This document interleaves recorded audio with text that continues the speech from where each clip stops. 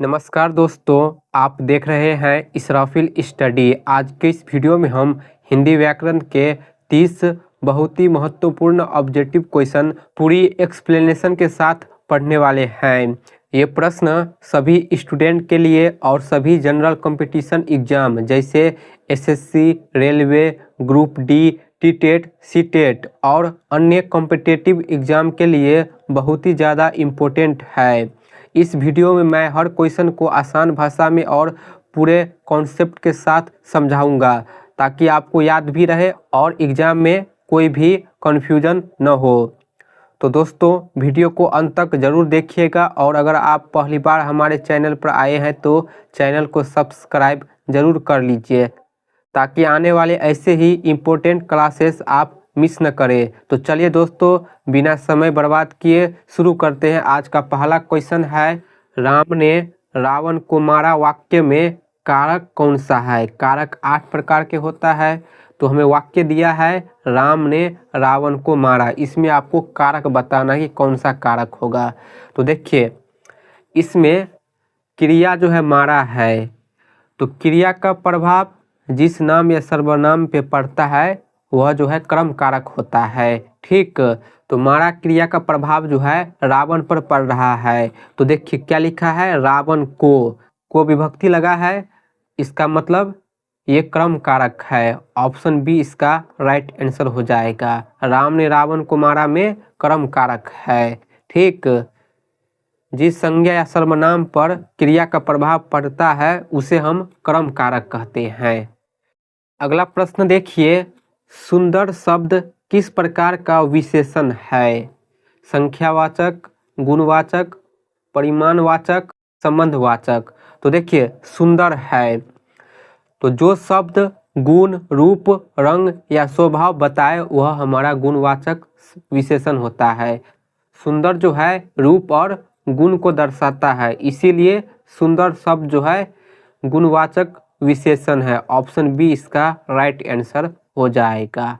ठीक, अगला प्रश्न है, जो पानी में रहता है यह कौन सा समास है? तो जो पानी में रहता है उसके लिए कौन सा समास होगा? द्वंद्व समास, तत्पुरुष, बहुव्रीहि, अविभाज्य समास। तो ध्यान दीजिए, जिस समास में समस्त पद का अर्थ शब्दों से अलग निकलता है वह हमारा बहुव्रीहि समास होता है। जो पानी में रहता है, तो जो पानी में रहता है वो क्या होता है? मछली, यानी तीसरे शब्द की बात हो रहा है। तो इसमें जो है बहुव्रीहि समास होगा। Option C is the right answer. अगला प्रश्न है, राम और श्याम स्कूल गए, यह कौन सा समास है? तो देखिए, राम और श्याम लिखा है और चिन्ह लगा है बीच में, तो ये जो है योजक चिन्ह का काम कर रहा है। तो योजक चिन्ह कौन से समास में लगता है? द्वंद्व समास में। तो राम और श्याम स्कूल गए में द्वंद्व समास है। Option A is the right answer.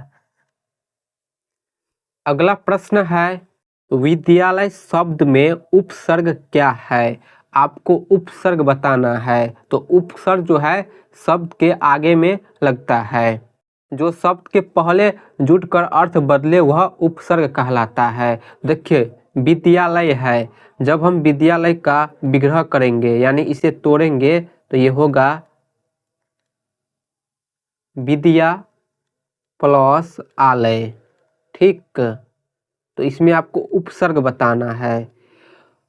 तो शब्द के आगे में जो लगता है विद्या, ये है उपसर्ग। ठीक, अगर आपको कहा जाए कि विद्यालय में आपको प्रत्यय बताना हो तो प्रत्यय होता है शब्द के पीछे लगता है वो, यानी आलय, ये जो है प्रत्यय है। ठीक,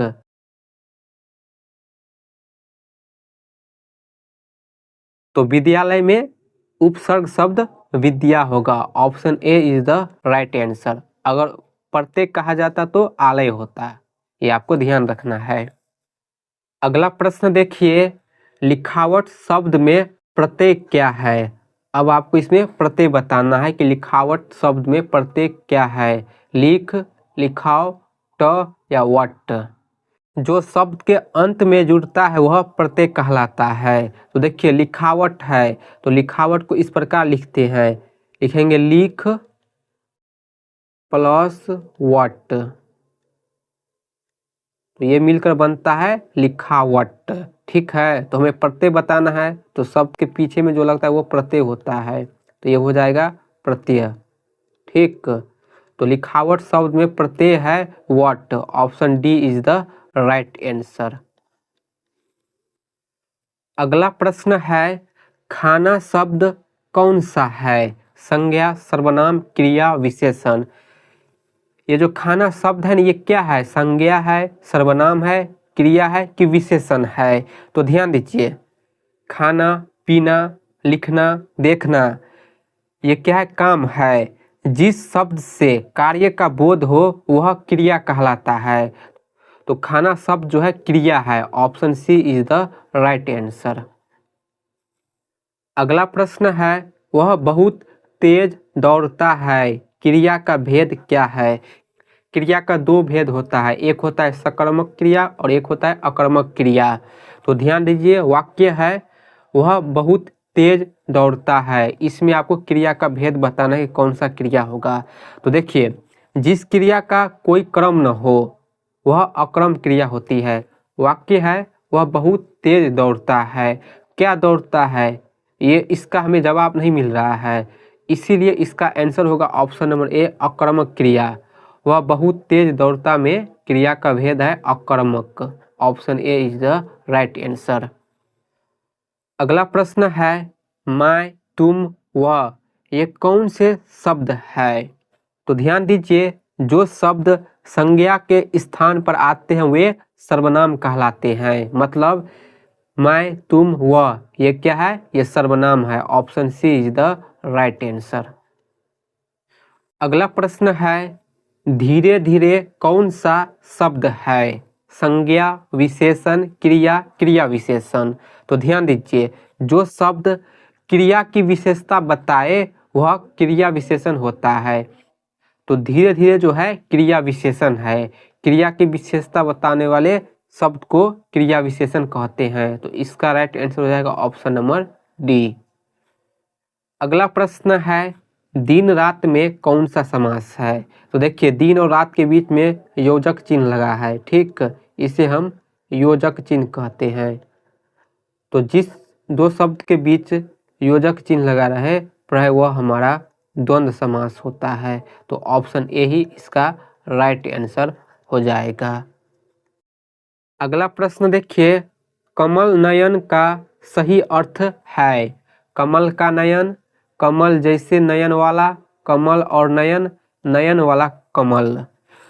तो कमल नयन, इसको जब हम तोड़ेंगे तो ये होगा कमल जैसे नयन वाला, यानी जैसे शब्द लगाएंगे तब ये हमारा बहुव्रीहि समास है। यदि आपको कहा जाए कि कमल नयन कौन सा समास है, तो ये बहुव्रीहि समास है। तो जब हम इसे अलग करेंगे तो ये होगा कमल जैसे नयन वाला। तो ऑप्शन बी इसका राइट आंसर हो जाएगा। अगला प्रश्न देखिए, भारत एक महान देश है में विशेषण कौन सा है? भारत एक महान देश है, इस वाक्य में आपको विशेषण बताना है कि विशेषण क्या है। तो इसमें जो है विशेषण महान है, इसलिए इसका राइट आंसर हो जाएगा ऑप्शन नंबर सी, महान। ये जो है विशेषण है। ठीक, option C is the right answer. अगला प्रश्न है, वह पढ़ रहा है, कौन सा काल है? तो आपको इसमें काल पहचानना कि कौन सा काल है, भूत, वर्तमान, भविष्य, संदिग्ध। वह पढ़ रहा है, तो कार्य जो है इस समय हो रहा है, इसलिए ये वर्तमान काल है। Option B is the right answer, वर्तमान काल। ठीक, अगला प्रश्न देखिए, राम ने आम खाया, कर्ता कौन है? तो जो काम करता है वही कर्ता होता है। तो काम कौन कर रहा है? राम। कौन सा काम कर रहा है? आम खाने का काम। तो कर्ता, काम करने वाले को कर्ता कहते हैं, तो कर्ता इसमें राम हो जाएगा। Option A is the right answer. ठीक, अगला प्रश्न देखिए, जल का पर्यायवाची नहीं है, नीर, पानी, वारी, अग्नि। तो देखिए, अग्नि जो है आग का पर्यायवाची शब्द है, तो ऑप्शन डी हो जाएगा इसका राइट आंसर। जल का पर्यायवाची शब्द अग्नि नहीं है। ठीक, अग्नि का अर्थ होता है आग। चलिए, अगला प्रश्न है, अंधकार का विलोम शब्द क्या है? अंधकार का उल्टा शब्द बताइए। उजाला, रात, अंधेरा या काला। तो ध्यान दीजिए, अंधेरा है तो इसका विलोम शब्द उजाला होगा। Option A is the right answer, उजाला। अगला प्रश्न देखिए, मित्र शब्द का लिंग क्या है?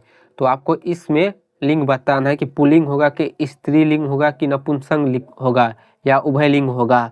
तो ध्यान दीजिए, मित्र शब्द पुरुष और स्त्री दोनों के लिए प्रयोग होता है, इसीलिए इसका राइट आंसर होगा ऑप्शन नंबर डी, उभयलिंग। ठीक है, आपको ध्यान रखना है कि मित्र शब्द जो है उभयलिंग होता है, ये पुरुष और स्त्री दोनों के लिए प्रयोग किया जाता है।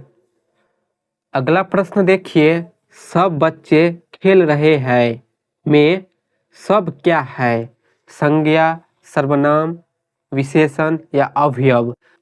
देखिए, ये जो सब शब्द है बच्चों के स्थान पर आया है, इसलिए क्या होगा? ये सर्वनाम होगा। तो option C is the right answer. ठीक, सर्वनाम होगा। चलिए अगला प्रश्न देखिए, वह घर गया, यह कौन सा वाक्य है? प्रश्नवाचक, आज्ञावाचक, विधानवाचक या इच्छावाचक। वह घर गया, जो वाक्य सामान्य सूचना देता है वह विधानवाचक वाक्य कहलाता है। ठीक, तो देखिए वह घर गया, ये क्या है? सामान्य सूचना दे रहा है कि वह घर गया, तो इसलिए क्या होगा? ये विधानवाचक वाक्य होगा। Option C is the right answer. चलिए अगला प्रश्न देखिए, बहुत कौन सा अवयव है? तो ध्यान दीजिए, कालवाचक, परिमाणवाचक, स्थानवाचक या संबंधवाचक, कौन सा अवयव है? तो ये जो शब्द है बहुत, ये मात्रा का बोध कराता है, तो इसलिए क्या होगा? परिमाणवाचक होगा। Option B is the right answer. ये जो है परिमाणवाचक अवयव है बहुत। चलिए अगला प्रश्न देखिए, राम से श्याम तेज है, यह कौन सी तुलना है? समान, हीन, उत्तम या विशेष। तो देखिए, एक को दूसरे से कम बताना हीन तुलना कहलाता है। ठीक, तो इसमें जो है तुलना जो है हीन के रूप में हो रहा है, तो option B is the right answer. Ram से श्याम तेज है, यह जो है हीन तुलना है। ऑप्शन बी इसका राइट आंसर हो जाएगा। चलिए अगला सवाल देखिए, फल खाना में खाना क्या है? तो खाना काम है, क्रिया है, तो option B is the right answer. फल खाना में खाना क्रिया है। ठीक, चलिए अगला प्रश्न देखिए, वह कहाँ जा रहा है? वाक्य भेद क्या है? यानी कौन से वाक्य है, वाक्य के प्रकार बताना है। तो वह कहाँ जा रहा है? तो देखिए ये वाक्य है और वाक्य के लास्ट में क्या है? प्रश्नवाचक चिन्ह है, क्वेश्चन मार्क है। तो जब भी क्वेश्चन मार्क दिख जाए तो ये क्या होगा? प्रश्नवाचक वाक्य होगा। तो option B is the right answer, ये प्रश्न पूछ रहा है। ठीक, चलिए नेक्स्ट है, पुस्तकालय में प्रत्यय क्या है? तो प्रत्यय जो है शब्द के पीछे में लगता है। ठीक, तो देखिए पुस्तकालय, यदि हम पुस्तक में आलय लगा देंगे तो क्या हो जाएगा? पुस्तकालय। तो शब्द के लास्ट में क्या आ रहा है? आलय, तो पुस्तकालय में प्रत्यय होगा आलय। Option C is the right answer. चलिए अगला प्रश्न देखिए, जो बोलता है वही होता है का अर्थ क्या है?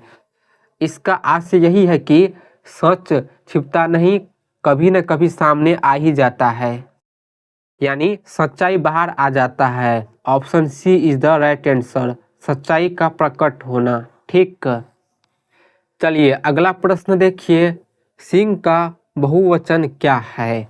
सिंह, सिंहों, सिंहे या सिन्हा। ये जो सिंह शब्द है ये पुल्लिंग है। ठीक, तो जब पुल्लिंग शब्द को बहुवचन में बदला जाता है तो इसमें औ लगाया जाता है, तो सिंह में ओ लगाएंगे तो सिंहो होगा। Option B is the right answer. ठीक, आपको याद रख लेना है। अगला प्रश्न देखिए, अत्यंत सुंदर में अत्यंत क्या है? विशेषण, संज्ञा, क्रिया विशेषण या अवयव। तो देखिए अत्यंत सुंदरता की मात्रा बता रहा है, इसका मतलब ये जो है क्रिया विशेषण है। Option C is the right answer. अगला प्रश्न देखिए, राम पुस्तक पढ़ता है में क्रम कौन सा है? तो राम पुस्तक पढ़ता है, इसमें राम कौन सा काम कर रहा है? पुस्तक पढ़ने का काम कर रहा है, तो क्रम कारक क्या होगा? पुस्तक होगा। Option B is the right answer. ठीक, जिस पर पढ़ने की क्रिया हो रही है वही क्रम है, तो पढ़ा क्या जा रहा है? पुस्तक, इसीलिए पुस्तक ही क्रम कारक होगा। चलिए अगला प्रश्न देख लीजिए, देशभक्ति में कौन सा समास है? द्वंद्व, तत्पुरुष, बहुव्रीहि, कर्मधारय। तो ध्यान दीजिए, देशभक्ति है, जब हम इसे अलग करेंगे तो ये होगा देश की भक्ति। ठीक, देश की भक्ति। तो देखिए, जब हमने देशभक्ति को अलग किया तो देश की भक्ति हुआ, बीच में क्या है? की आ रहा है, की जो है ये विभक्ति है, तो विभक्ति जो है कौन से समास में प्रयोग होता है? तत्पुरुष समास में। तो इसका राइट आंसर हो जाएगा ऑप्शन नंबर बी, तत्पुरुष समास। देशभक्ति में तत्पुरुष समास है। Option B is the right answer. तो दोस्तों यही था इस वीडियो का लास्ट प्रश्न। अगर आपको वीडियो अच्छी लगी हो तो वीडियो को लाइक कीजिएगा, इस वीडियो को ज़्यादा से ज़्यादा शेयर कीजिएगा और चैनल को सब्सक्राइब जरूर कर लीजिए। जय हिंद।